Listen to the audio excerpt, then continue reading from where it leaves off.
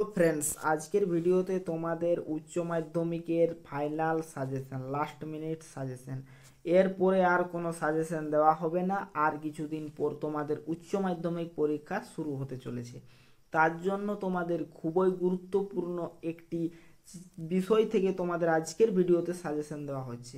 সেই বিষয়টি হচ্ছে রাষ্ট্রবিজ্ঞান। রাষ্ট্রবিজ্ঞান সম্বন্ধে আজকে তোমাদের খুবই গুরুত্বপূর্ণ কোশ্চেন সম্বন্ধে আলোচনা করা হবে। এই কোশ্চেনগুলি হলো অন্ততই গুরুত্বপূর্ণ, যেগুলি তোমাদের 2024 সালের পরীক্ষায় এসে থাকবে। সেগুলি কোনগুলি হতে পারে তা এক নজরে আজকের এই ছোট্ট ভিডিওর মাধ্যমে দেখানো হোক। প্রথম নম্বর তোমাদের করতে হবে আন্তর্জাতিক সম্পর্কের সংজ্ঞা দাও। আন্তর্জাতিক সম্পর্ক এবং রাজনীতির মধ্যে পার্থক্য লেখো এবং বিশ্বায়ন কাকে বলে, বিশ্বায়নের বিভিন্ন রূপ আলোচনা করো। এই কোশ্চেন দুটি ভীষণ গুরুত্বপূর্ণ। 2024 সালের উচ্চ মাধ্যমিক পরীক্ষায় এসে থাকে এরকম একটি কোশ্চেন।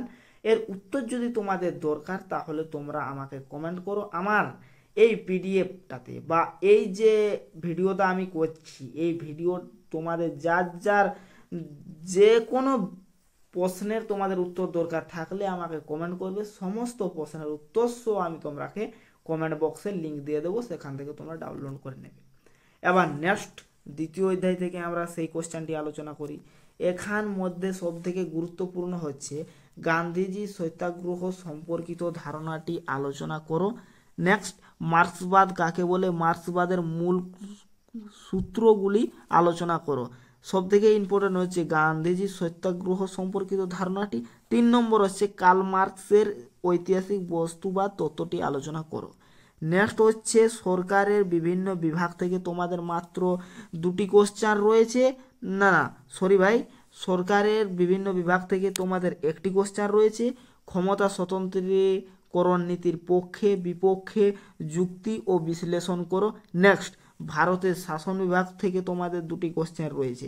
ভারতের প্রধানমন্ত্রীর ক্ষমতা ও কার্যাবলী ভীষণ গুরুত্বপূর্ণ, এটি তোমাদের 2024 পরীক্ষায় এসে গিয়েছে এরকম একটি কোশ্চেন। এবার নেক্সট রয়েছে তোমাদের অঙ্গরাজ্যের রাজ্যপালের ক্ষমতা ও পদমর্যাদা আলোচনা করো।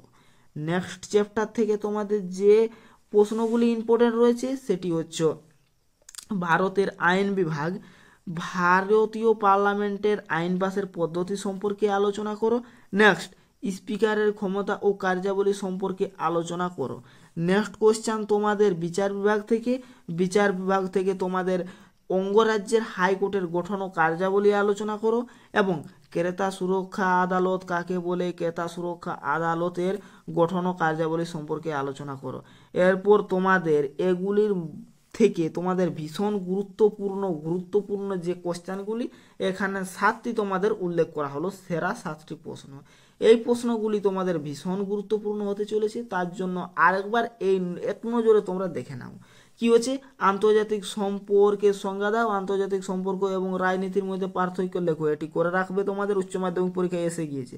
আর এই 7টির কোশ্চেন উত্তর সহ আমি কমেন্ট বক্সে দিয়ে রাখবো বা ডিসক্রিপশনে লিঙ্ক দিয়ে রাখবো, সেখান থেকে তোমরা ডাউনলোড করে নেবে। 2 নম্বর গান্ধীজি সত্যাগ্রহ সম্পর্কিত ধারণাটি লেখো।